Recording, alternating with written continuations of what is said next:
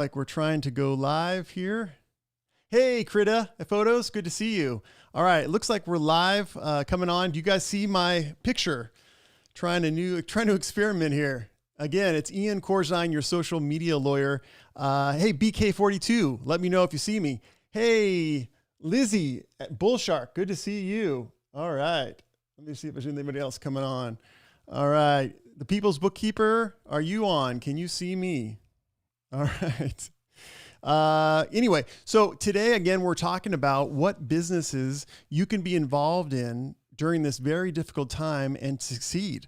It's really kind of a tough time. People are going more and more indoors. Here in California, we have more and more restrictions on what we can and can't do. For example, today is July 3rd, a federal holiday, and tomorrow is July 4th. We can't do anything. We can't go to the beach. We really can't go to the parks. A lot of businesses are shut down. And so people are more and more, hey, what's up, Darren? Good to see you. All right. The real Mike Mace. Mike, good to see you too. And Cyanic Frost, good to see you. I see that we have ZS Libby Studios. Good to see you. And Matt. Hey, Matt, what's up? So we can't do anything. So, I mean, I've been thinking about it. No fireworks, no nothing. So what do we do? So as a result, like most people, we are trapped in our houses. And what I'm seeing from my clients is that more and more online businesses are the way to succeed. It really is the only way to do it at this stage. People aren't going anywhere. Recently, I went with my fiance to a restaurant. It was open for a short period of time in California. We went, we had a great meal, but this experience was not that great. It was, hey, what's up? What's up, Birdie Lynn? Hey, Francisco. Hey, Ashley. Good to see you. And as a result, we didn't have that great of experience. So we're like, we're not going to be going to restaurants anymore. We're not going out. We're staying in. So what does that tell you? That tells you that you need to be in the business of delivery to homes. So recently, I think I said in my email, what's up, Birdie Lynn? Hi, Birdie Lynn. And also the People's Bookkeeper. Thank you so much for your support. I think you're the best. You're really, really great guy.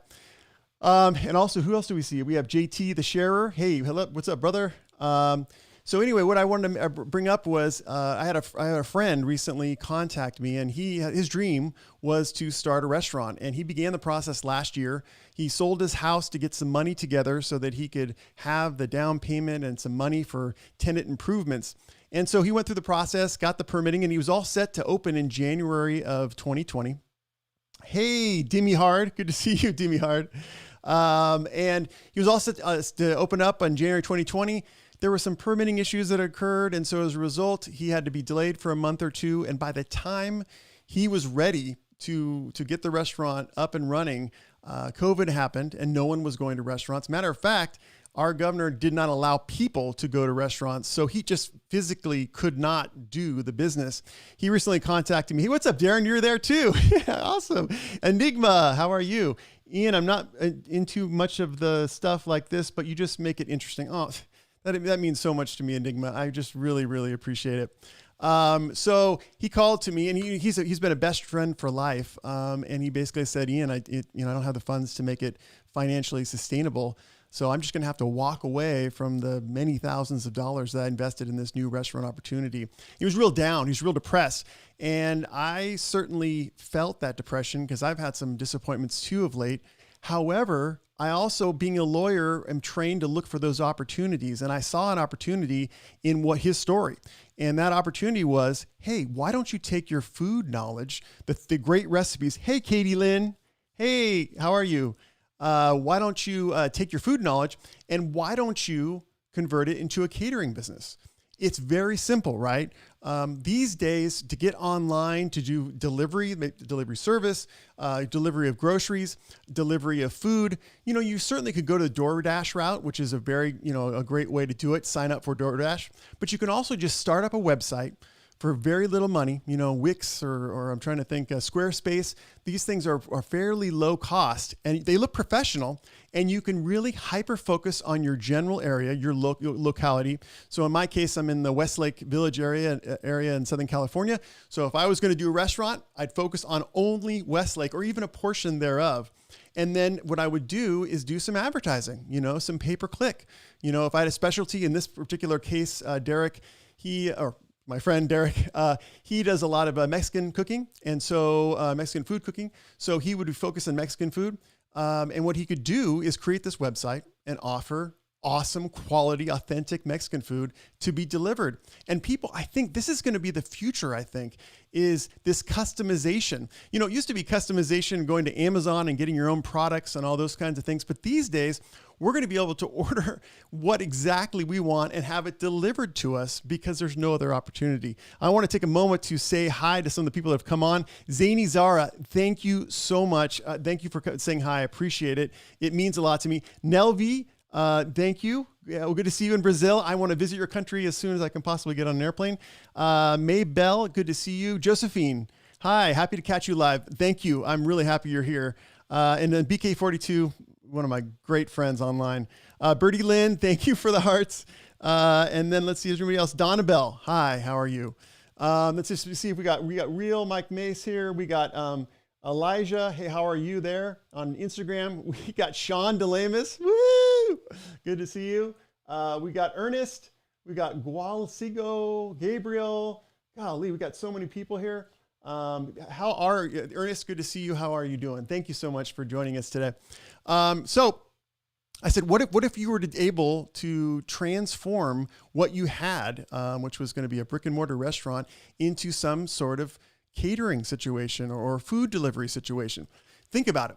Commercial space right now is at a available state. More and more people are getting out of commercial space. In California, there's a movement to have legislation that allows people to get out of their commercial leases.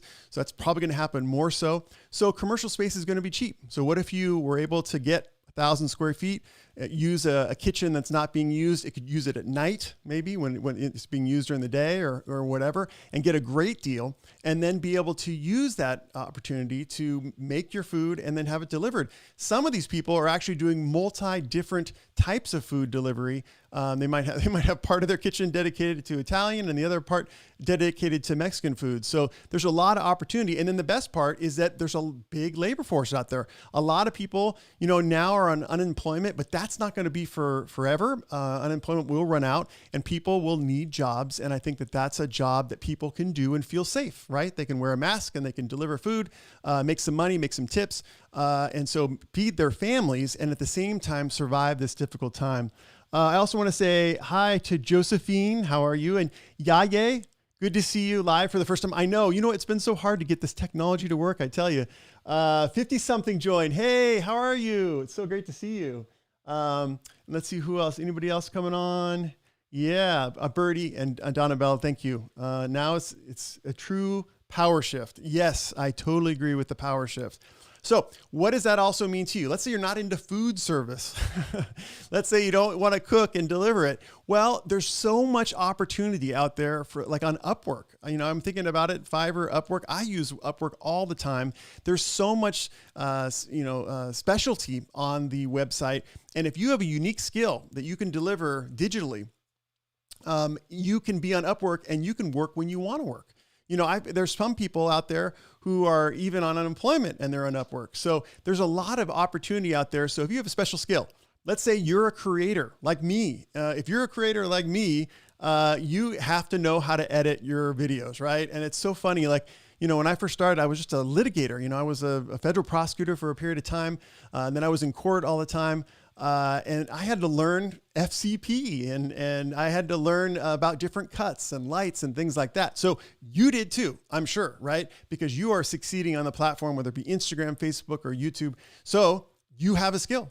You can video edit. And what's so wonderful is you can do it anywhere, right? So long as you have a laptop or you have a desktop, you can do it at a coffee shop, although you probably can't go to a coffee shop. But if you could do it there, or you could just do it at home and you can make some good money. So let's see what we got here. Upwork, that's interesting. I didn't know that. Yes, Upwork is a great way. And what's good about Upwork is they do a little bit of a culling process. It's not so much maybe like Fiverr where there's just the masses are there. In Upwork, you have to kind of qualify, but that means you're going to be paid more per job. And I got to tell you, there's some people out there who are virtual assistants. They are editors. And when I say editor, I mean video or audio. Podcasts are blowing up. People are staying at home they're familiar with Zoom, so they're doing podcasts, and they need editing. They need those ums and there's us cut out. They need a better sound quality. And I got to tell you, you can bang that out. If you know how to do the basics of Logic or maybe even GarageBand to be able to do some audio editing, you really can kill it out there.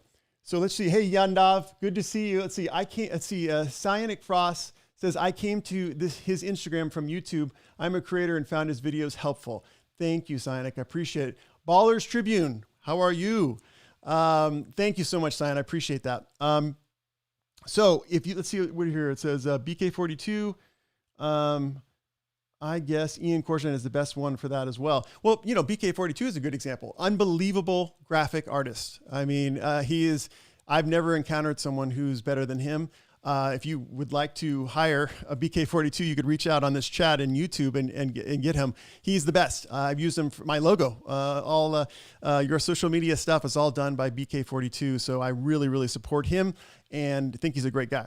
But he's a good example of doing online work and really being able to sustain himself that way. Let's see. Ernest says, I hope Ian knows how much this helps all of us. Ernest, I do. And I also thank you so much for doing what you're doing and getting your voice heard. Mike May says, shoot, I have the company, got to run. Oh, I have company. Enjoy your 4th weekend. Bye, Mike. Thanks so much for joining us. Rosa, how are you? Good to see you. And I love how Cyanic is on both. This is so awesome. So think about your skills. Another thing that's also really interesting is writing skills. If you are a creator, again, and I keep saying all of you guys are creators, right? You're all content creators. You've had to write copy. You've had to try to get people to watch your show or join you on your podcast or maybe do a webinar or just subscribe to you on your email list or follow you on your blog. So you know how to copyright. Now, there's some very expensive copywriters out there and maybe you weren't trained. I know that I wasn't trained, but you have skills that most people don't have. I just got done with a consult with an individual. And again, a really strong businessman, but not a lot of exposure to the online world, not a lot of exposure to CRM applications, not a lot of exposure to email funnels. And so it doesn't no criticism. It just means there's opportunity out there for you to spread your knowledge, the stuff you do day in, day out. You can say, listen, I write email funnels. Put your name on Upwork, put your name on Fiverr. Immediately, you're going to get some work. And what's good about email funnels, of course, is that you can write one and then change them to mix up the situation. So let's see. Ben, how are you, Ben? Malikin. Company called Uptown Logo took $10,000 of my money over a year ago, and now I can't get my project, and they don't reply to me or my attorney. What can I do about that? Oh, Ben, I'm so sorry. I'm touting doing online work, and Ben got ripped off. You know what? It depends on where they're at. If they're in America, you can find them and you can get jurisdiction over them in a state court and sue them for breach of contract. There's absolutely no ability, hindrance or obstacle to doing that. You could even do it possibly if it's 10,000 in small claims court. It depends on what your state you're in, but some small claims courts have a limit of 10,000, and it doesn't cost too much to actually file the action, and you can actually get a judgment against them. So that's one thing you can do, Ben. And also DM me offline, and I can give you some more suggestions. Oh, Josephine says, damn, I just went from 2250 subs to 1800. I'm so sorry to hear that. I don't know what would that be from, but let us know in the comment section. It says, People's Bookkeeper, I'm working hard on writing better content from audience. It makes a big difference for sure. And I know People's Bookkeeper, I know you're busy because you can do this kind of work remotely, but a lot of people, they can't. And what's wonderful about what you are doing is that if you ever got in a situation where you were slow, you know how to write copy. And so you have your own skill. I'm looking at Instagram for a moment here. We're going to switch to copyright issues here. Does the DMCA substitute for suing under regular copyright infringement? No, it does not substitute. The DMCA really by its terms applies to platforms and requires them to remove content that's claimed by copyright holders. So no, it wouldn't do that. You still have your copyright infringement. That's standard even English law issues. Hey, Three Hats Media, good to see you there. I'm going to make sure I haven't missed anybody. Armando, how are you? Derek DeLamus, woo! Good to see you. All right, cool. We're good there. So that's what I really wanted to kind of get across to all of you is that there's so many opportunities out there. One of the things that I struggle with in my life a lot of times is mental blocks. You know, I go, gosh, I did a lot of recorded videos and then like, I don't know if I want to do live. I don't know if I can do it. And so I relied on my friends and my partner to be able to help me to say, listen, it's okay to do that. You can show up on that stuff and you can actually do your best and get by. So some of us have these mental blocks where we're like, I don't know if I want to do copywriting. I didn't go to copywriting school. I'm not a video editor. I didn't work in Hollywood. No, you trust me, you can. If you've made a YouTube video or 10 or 100, you are a professional video editor, at least for the purposes of what we do out here, which is authentic communication. It's not, TV shows or something like that. So you do have skills. And I do want to emphasize to you guys that there's other opportunities to make money out there. One of the things that I just recently encountered was Anchor, which is a website that hosts podcasts. Anchor has an ability where it's kind of like YouTube. You can actually share in revenue. Anchor will place you with a sponsor so you can do some pre-roll ads on your podcast. And they do take 30%, I believe, of whatever you recover, but you get 70%. And that's one way to just sign up, start doing a podcast if you have some friends. I always say comedy in entertainment is the number one way to build an audience. So you can do that and you can make money that way. So there are a lot of things you can do. Let's see. I'm looking over here on the chat. Teacher Mark, is it Teacher Marky? Teacher Marky Info. Hi, waving to you too. Good to see you. A lot of teachers are obviously on the platform. And that brings me to another type of job you can do. Online consulting is blowing up. All of you guys have expertise outside of your creatordom that you can bring to us in an online course, or more importantly, I will say, is a webinar. What's so great about webinars is that, Zoom is free. If you have a camera, which I know you do, and you have a microphone, which I know you do, you can actually create a webinar and charge money for it. Maybe do some limited Facebook or Instagram ads to get some cold traffic into your webinar.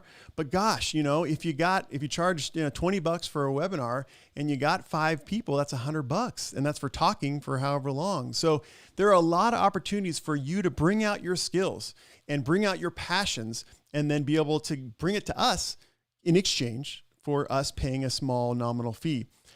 News Now, California. Very good to see you. Let's see what it says. Every video on the tube, Poseidon, I get a yellow review. I put in for manual review, and the manual review says video doesn't violate community guidelines, but it might offend someone, so I decline it. That is interesting. We're seeing that more and more so on YouTube, the yellow $sign.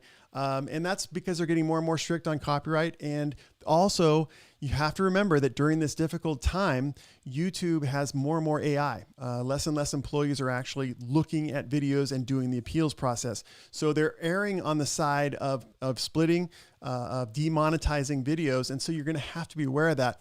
If you don't have any copyrighted content, then that is an issue, and we should take this thing offline. But if you are borrowing content, remember, there is a hierarchy of borrowed content.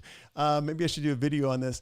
I always tell the creator clients that come into iancorzine.com and do an online consult with me that there is a hierarchy. So if you have to bring in copyrighted content into your videos, which I'm going to be doing in my next video that's coming out on Tuesday, do your best to limit the audio. The audio is what gets you. So if there's any situation you need to show a car crash movie scene, right? What I would do is maybe bring in 2 to 5 seconds. I try to keep it real short. I try to have a comment or a critique on either side, sometimes in the middle of the clip, but then I pull down that audio. A lot of times if it's like a car crash or something that's, repeatable, you can actually bring a sound effect from Epidemic or one of the other royalty-free sites and mimic that car crash sound so the audience doesn't know the difference. And at the same time, you're not going to get hammered with a copyright claim or worse, a copyright strike. Let's see here. We have Andrea. Hi, Ian. After 6 months in 2020, how is the situation on COPPA? Oh my goodness gracious. One of my favorite subjects. Hey, let me just see if I'm missing anybody over on Instagram. Let's see. Neela Kokorikian joined. Hey, how are you? 50 something. Do you recommend you reach out to local companies? Yes, I do. And I remember 50 something, I also recommend that you be hyper-focused on your area. Do not try to compete with the big restaurants, the big, food delivery services. Sign up for those delivery services with your website and your location, but just limit any ads you do to a portion of your area. Get known and gradually expand from there. Let's see, 3 hats. Thanks for all your help here. Thank you on Discord. I appreciate that. Let's see, Ernest, Ian is a teacher in a way. If you think about it, he teaches us how to fight for our rights. Yes, I do. And that's one of the big subjects I talked about this week on cancer. I said cancer, I did it again. Cancel culture. I'm really, really passionate about that. And also the dichotomy between First Amendment rights. We're going to be talking about something really interesting on Tuesday related to that. And it's actually from one of your comments. I got a comment on that most recent video. I'd urge you to check it out. It's my most recent one. It's all about canceling people, cancel culture. And this spawned this new video that I spent some time this morning working on. I'm really kind of excited about, so hopefully you can join us. But I did want to get back to COPPA.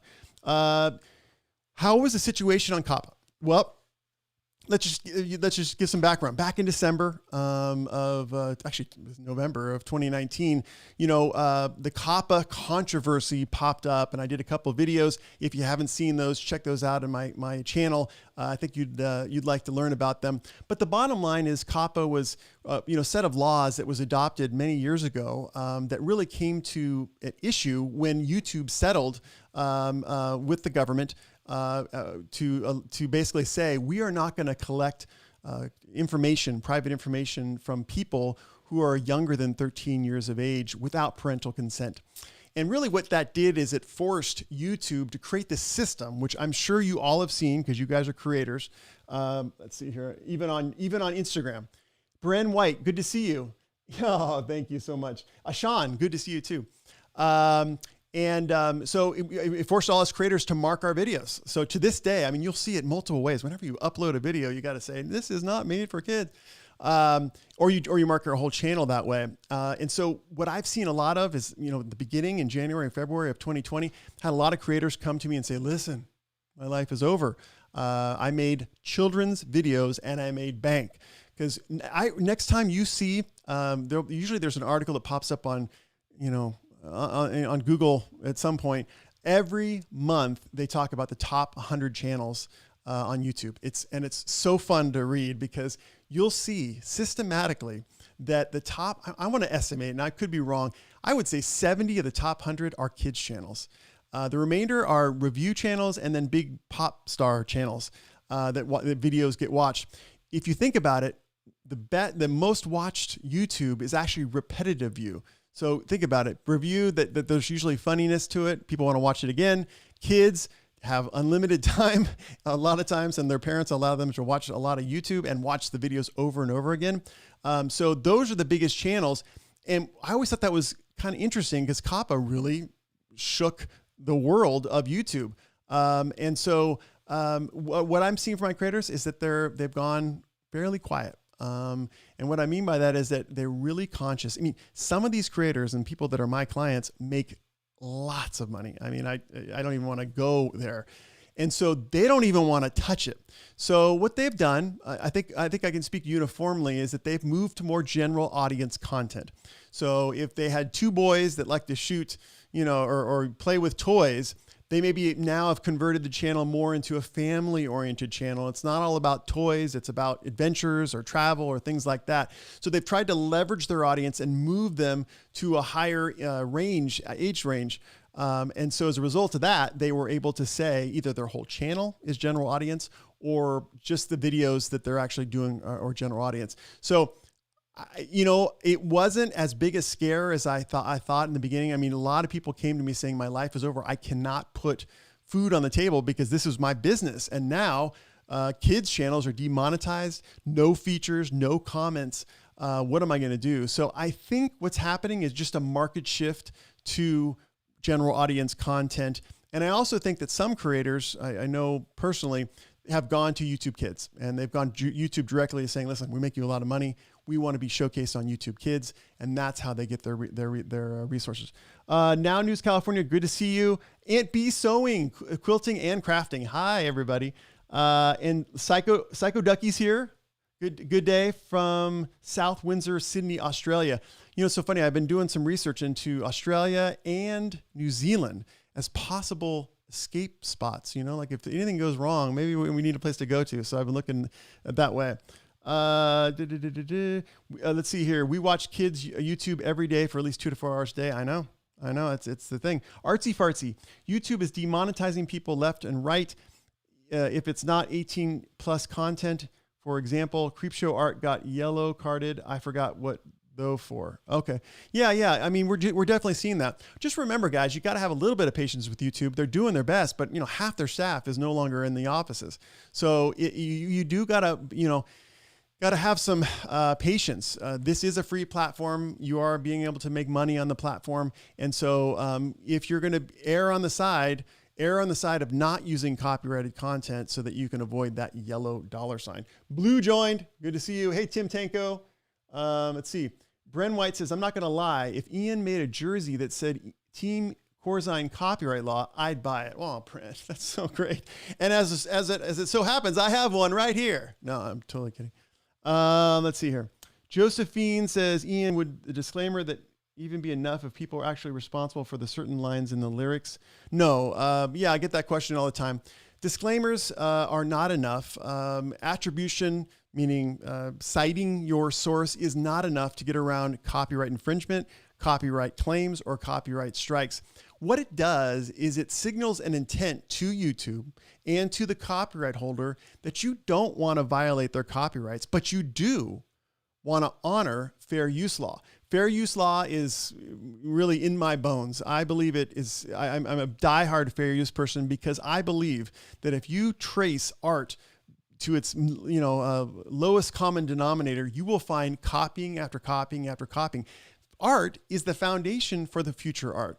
So that's why when you attribute, you cite to a source. Well, like you'll see in my videos, if you ever want to learn how to, properly format your citations, your attribution, go to my videos and then just go to the description section. You'll see that and you can just copy it, cut and paste it.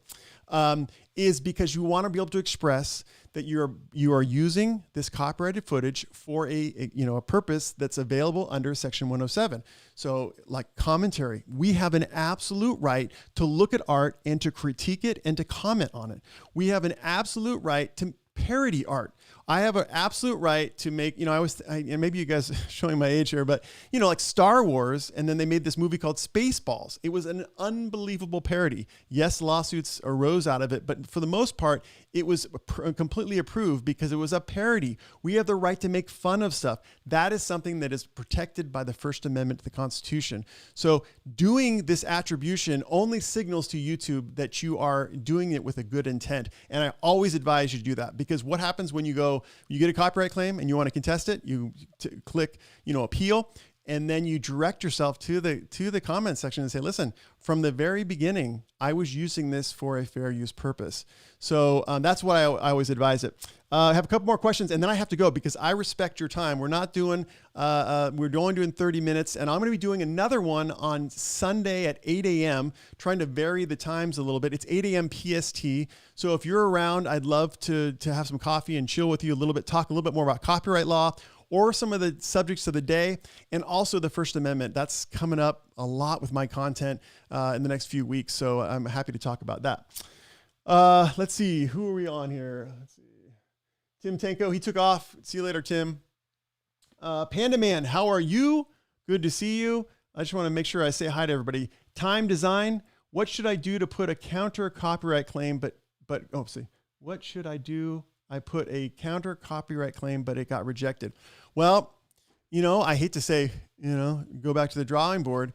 You can continue to appeal. The point of it is that YouTube is a private sector platform, and ultimately it would be like you doing a routine in someone else's backyard and they say, stop, leave. I mean, you could appeal. You could say, please let me continue to do this funny routine in your backyard, but they could ultimately say, stop, leave. And YouTube has that same ability, not only under the law, but under private property rights from the very beginning of the American law system. So you gotta have some humbleness when it comes to your content. You gotta understand that. I always talked about to a lot of Instagram photographers, and a lot of times they complain about their photographs being stolen or altered without their permission. And I say, I feel for you, but at the same time, you have to understand when you put something out there, it's potentially going to be stolen or defaced, and so you have to be ready for that. Yes, you watermark. Yes, you copyright register. By the way, you can do that by going to iancorzine.com. I'm putting up a new copyright registration button. You click on that button, and it'll take you to people that will help you with your registration of your videos or your photographs or your audio, your podcast, that kind of stuff. Bren White, let's see. Thanks for the good advice. See you live on Sunday at 8 a.m. PST. Yeah, good to see you, Bren. Thank you so much for being a support. Let's just see here. I'm missing some comments. How to for small YouTube. How are you? Love it that you are doing more live stream. Yes, I love it too. I really, really enjoy the platform, and I enjoy talking with you guys. And, I feel like it's like office hours. I work with my clients, most of the days. But what I really want to do is help creators out there, kind of go, we're in the same boat, and I can kind of share some of the knowledge, some of the things I picked up over time with all of you. So anyway, it's looking like it's 3:31. So I got to go, and I'm sure you guys have something way more important to do than talk copyright law or how to start a business in 2020 that actually succeeds.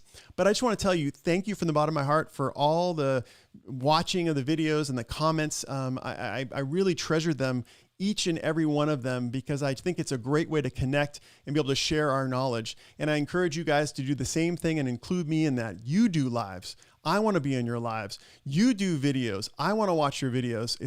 It's one of the things that's so unique about our platform is that we're all cooperating with each other. All the lawyers that are on YouTube are my friends. I mean, it's just the most amazing thing in the world. So I'm so happy to be here. I'm so happy you were here. And again, I will see you at 8 a.m. On Sunday, July 5th, so we can talk more about copyright law or frankly, anything you want.